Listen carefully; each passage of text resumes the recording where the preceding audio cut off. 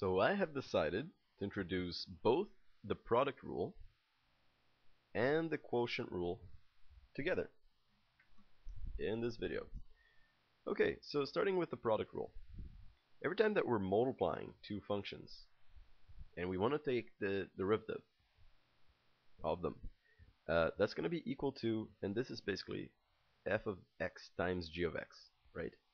We're going to obtain f prime x, so the derivative of the first function, times g of x, the second function, plus the first function untouched, and by untouched I mean not its derivative, just the function itself, times the derivative of the second function, which is g prime x. So I'll just give you a very simple example here, just so that it makes sense to you. Let's say that we have x cubed times sine of x, and we want to take the derivative of that. Now, remember, of course, that using the power rule, the derivative of x cubed is just 3x squared. If this is unfamiliar to you, you should go back and watch the power rule on our website. And what about the derivative? What is the derivative of sine of x? The derivative of sine of x is just cos of x. Okay, so let's do that. We're multiplying x cubed and sine of x, so they're two standalone functions. And now we're going to go for f prime of x, the derivative of the first function, which is going to be just 3x squared, as I mentioned over here, times g of x, which in this case is sine of x for us. Sine of x. Then we're going to add f of x, which is our x cubed,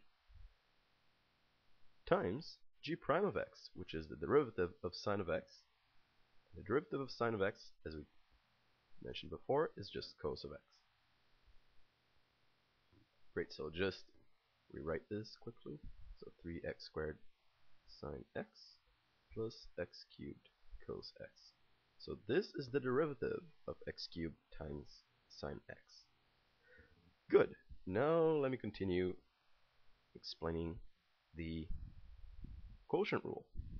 And I'll just do the derivative of, I'll take the derivative of x cubed over sine of x.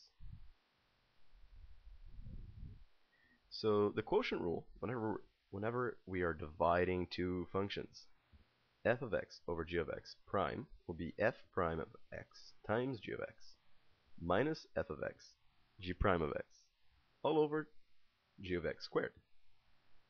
So we take the derivative of the first function, and the derivative of the first function, which is x cubed, or in this case the top function, the derivative of x cubed is 3x squared. And we're going to multiply that by the bottom function, g of x, which in this case is just sine of x. So we have 3x squared times sine x.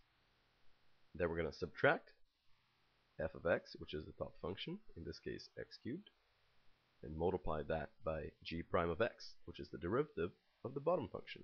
And the derivative of sine of x is cos x. Maybe we should put brackets around these guys. All over g of x squared. And g of x is sine of x. Sine of x squared is just sine squared x.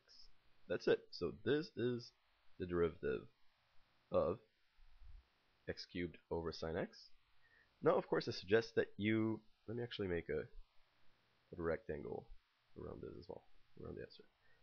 I suggest that you scroll down, try some questions, and then you can click on each question to watch the solution if you need some help.